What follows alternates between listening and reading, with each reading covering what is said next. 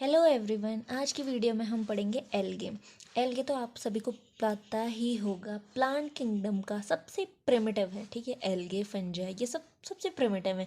फिर उसके बाद आते हैं ब्रायोफाइट्स, उसके बाद आते हैं टेरिडोफाइट्स, फिर आते हैं जिम्नोस्पर्म्स, फिर आते हैं एंजियोस्पर्म्स। इन सबको हम धीरे धीरे पढ़ते जाएंगे। तो अभी हमारा टॉपिक है एल्गे। तो एल्गे के हम सबसे पहले इस वीडियो में आज करेंगे कैरेक्टरिस्टिक्स। सबसे पहले एल्गे क्या होते हैं? A large group of eukaryotic photosynthetic forms.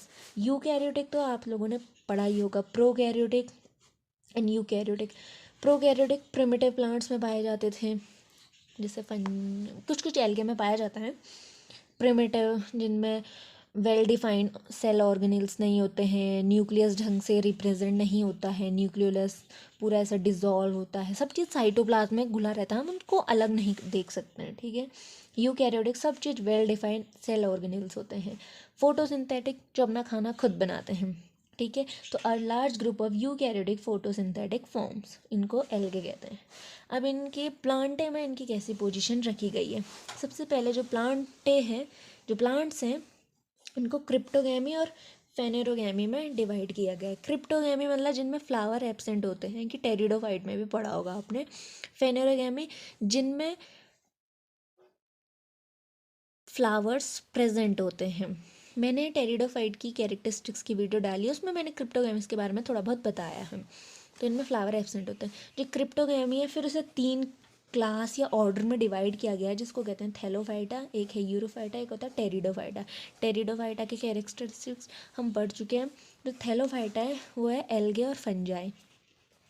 देखा ही होगा आपने, एल्गे और फंजाई। फंजाई तो हमारा सेमेस्टर 1 में है, पर अभी मैं आपको सेमेस्टर 2 की वीडियोस डाल रही हूँ, 1 की भी मैं धीरे धीरे डालती रहूँगी। तो अभी हम एल्गे पढ़ लेते हैं। हिस्ट्री, फादर ऑफ फाइकोलॉजी कौन है? William Henry Harvey. ये अगर जब भी आपको लॉन्ग क्वेश्चन में आएगा तो ये ज़रूर डाल देना, इससे थोड़ा इंप्रेशन पड़ता है। और अगर आप ऐसे में अगर अपना रिप्रेजेंट करते हो आंसर, तो मे भी इसमें आपको प्लस पॉइंट मिल सकता है। तो फादर ऑफ साइकोलॉजी है विलियम हेनरी हार्वे। और Indian father of psychology, Indian, MOP इयनगर है। ठीक है, अब आते हैं हम कैरेक्टरिस्टिक्स ऑफ एल्गे। सबसे पहले फोटोसिंथेटिक, अपना खाना खुद बनाती है। फोटोसिंथेटिक मतलब क्लोरोप्लास्ट प्रेजेंट होगा, क्लोरोप्लास्ट मतलब क्लोरोफिल प्रेजेंट होगा, तो लिख देना photosynthetic, that means chlorophyll is present. फिर आते हैं can be unicellular as well as multi cellular. Unicellular मतलब सिर्फ एक सेल से, जैसे क्लेमाइडोमोनास होता है, सिर्फ एक सेल से बना रहता है, जितनी भी चीज़ें होगी इसी के अंदर प्रेजेंट होगी। मल्टी सेलुलर मतलब डिफरेंट सेल से बने हैं। ठीक है, सेल से मतलब टिश्यू हो जाएंगे, तो उनसे बने। तो यूनिसेलुलर में आते हैं हमारे diatoms and dinoflagellates. Multi cellular में आते हैं हमारे जाइंट केल्प और brown algae. Plant body thallus like होती है, मतलब रूट, स्टेम्स और लीव्स एब्सेंट होते हैं। इनमें रूट, स्टेम, लीव्स एब्सेंट होते हैं, तो मतलब वो थैलस लाइक होती है।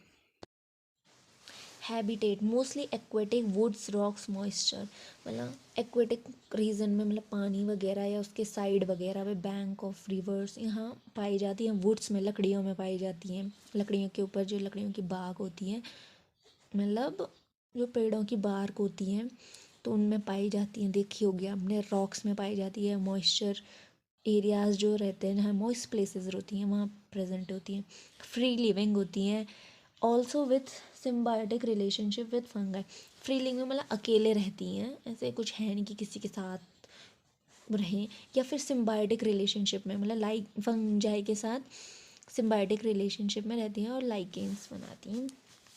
नो एम्ब्रियोनिक स्टेज प्रेजेंट नहीं होती है। Embryonic stage, true parenchyma cells present होती है। पेरेनकाइमा के स्क्लेरेनकाइमा, ये सारी सेल्स प्रेजेंट होती है। इसमें स्क्लेरेनकाइमा नहीं, पेरेनकाइमा प्रेजेंट होती है। ठीक है, जो रिजर्व फूड मटेरियल है वो डिफरेंट एल्गे में डिफरेंट टाइप का होता है। जैसे ग्रीन एल्गे में स्टार्च होता है, ब्राउन एल्गे में मैनिटियल होता है, रेड एल्गे में फ्लोरिडियन होता है। ठीक है, सेल वॉल सेलुलोज की बनी होती है। जो टिश्यू सिस्टम रहता है, अब ये यूनिसेलुलर भी हो सकती है, मल्टी सेलुलर भी हो सकती है। तो जो टिश्यू सिस्टम होगा वो एब्सेंट होगा, क्योंकि ये यूनिसेलुलर होती हैं। वस्कुलर सिस्टम एब्सेंट होगा, मतलब इनमें जाइलम फ्लोएम नहीं होगा, क्योंकि ये थैलस लाइक होती है, रूट स्टेम का कुछ है नहीं, तो थैलस लाइक होती हैं, तो वस्कुलर सिस्टम भी एब्सेंट होगा। वस्कुलर सिस्टम में हमारे आते हैं जाइलम एंड फ्लोएम। जो लोकोमोशन है वो फ्लैजिला के थ्रू होगा, या फिर जो अमीबॉयड लोकोमोशन होता है ना, मतलब अपने साइटोप्लाज्म को मूव करके मूवमेंट करता है, तो वो हो सकता है।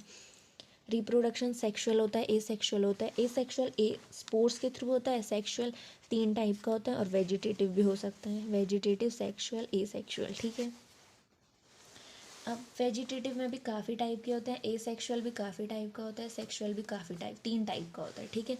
वेजिटेटिव में कुछ कुछ इंपॉर्टेंट है, जैसे सेल डिवीज़न, सेल डिवाइड कर गई, फ्रेगमेंटेशन, एक मतलब एल्किल बॉडी है, उसका एक पार्ट टूट गया तो वहीं से वो न्यू पार्ट, मतलब वो एक न्यू बॉडी की तरह काम करना शुरू कर देगा। बर्डिंग, बर्ड लाइक स्ट्रक्चर निकलता है, बाद में वो अलग होके, पेरेंट बॉडी से अलग होके एक न्यू प्लांट बनाता है। प्रोटोनिमा हो गया, ये भी सेम बर्डिंग के ही थ्रू है। बुलबिल्स हो गए, ये भी बर्डिंग के थ्रू, एक स्मॉल बर्ड लाइक। और बाई ट्यूबर्स, ये भी बर्डिंग टाइप का ही है। ए सेक्शुअल में कुछ स्पोर्स के थ्रू होता है, जैसे जू स्पोर्स इंपॉर्टेंट है, ए प्लेनोस्पोर्स इंपॉर्टेंट है, पाल्मिला स्टेज इंपॉर्टेंट है, और हिप्नोस्पोर्स, और ये है एंडोस्पोर्स, एंडोस्पोर्स ये इंपॉर्टेंट है। और क्रिस्ट फॉर्मेशन पर हमारे उसमें है नहीं, तो ये सारे इंपॉर्टेंट हैं। इसमें आप अगर एल्गे का आता है बीएससी लेवल का, तो आप इन 4 को तो ज़रूर मेंशन करना, जूस्पोर्स, एप्लेनोस्पोर, पाल्मिला स्टेज और हिप्नोस्पोर, ये इंपॉर्टेंट है। सेक्सुअल रिप्रोडक्शन आइसोगेमी और एनाइसोगेमी oogamous टाइप का होता है। आइसोगेमी मतलब मेल फीमेल गैमेट सेम होते हैं, सेम दिखते हैं। एनाइसोगेमी मतलब मेल अलग होता है, फीमेल अलग, इनको हम डिफ्रेंशिएट कर सकते हैं। oogamous मतलब जो फीमेल होती है वो लार्ज होती है और जो मेल गैमेट होता है वो छोटा होता है।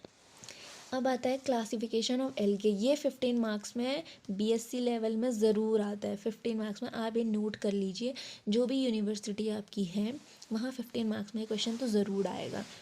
तो क्लासिफिकेशन ऑफ एल्गे 1935 में F.E. फ्रिस ने किया था।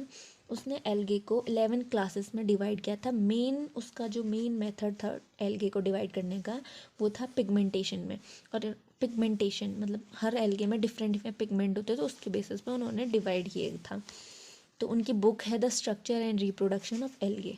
इस बुक में उन्होंने इस क्लासिफिकेशन के बारे में बताया था।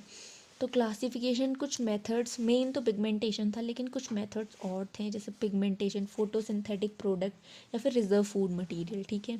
थैलस स्ट्रक्चर कैसा होगा, फ्लैजिला टाइप, कितने फ्लैजिला, कैसे टाइप के फ्लैजिला प्रेजेंट होंगे, mode of reproduction, vegetative, sexual, asexual,